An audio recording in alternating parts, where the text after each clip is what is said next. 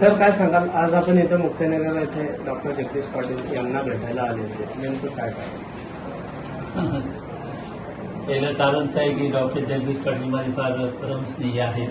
हेच एक कारण अत्यंत महत्त्वाचं आहे. त्याचप्रमाणे इथे आमचे मार्गदर्शक आदरणीय UD पाटील सर आहेत. आमचे युवा मित्र चिंतन झटके ते आहेत, राजू भाऊ आहेत. आणि मी आपल्याला माहिती आहे की आपण सर्वांनी आपल्या सर्वांच्या सहकार्याने म्हणजे आमचे जळगाव जिल्ह्याचे सगळे मित्र असतील किंवा पाचही जिल्ह्याच्या मित्रांनी मला विधान परिषदेमध्ये त्या ठिकाणी काम करण्याची संधी दिली होती.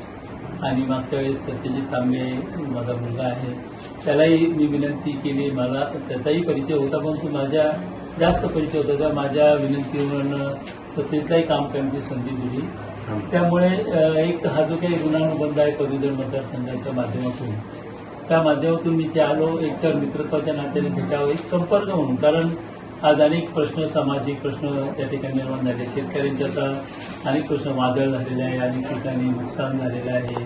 शैक्षणिक प्रश्न खूप आलेले आहेत. शिक्षण क्षेत्रामध्ये सुद्धा आता विशेषतः मराठी शिक्षणाची अवस्था फार वाईट होत चाललेली आहे. तिथे विद्यार्थी आहेत, पण शिक्षकच त्या ठिकाणी खूप कमी प्रमाणात आहे.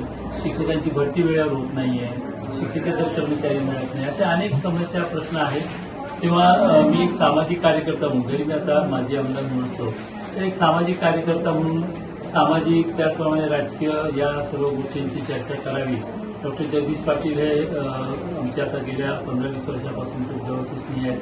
त्यांनी UD पाटील सरांनी सुद्धा शिक्षण क्षेत्रात मोठं काम केलं, आजही ते करतायत. तर या माध्यमातून सर्व सामाजिक प्रश्नांची चर्चा मी करतो. विशेषतः काल परवा जे वादळी पाऊस झाला आहे, मोठ्या प्रमाणात पिढीचे नुकसान झालेलं आहे. ही परिस्थिती पाहून तिथे सत्यजित तांबे त्यांनी पण तिकडे दौरा त्यांचा नवी जिल्ह्यात चालू आहे. तर अशा पद्धतीने त्यांनाही या सगळ्या गोष्टींबद्दल अवगत करावं आणि शासनाच्या माध्यमातून शेतकऱ्यांना काही मदत करता येईल का नाही, हाही एक प्रश्न आहे.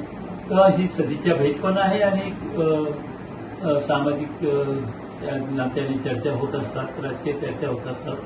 त्या झाल्यानंतर अनेक प्रश्न समजतात, विषय समजतात, त्याची देखील आम्ही चर्चा केली आहे.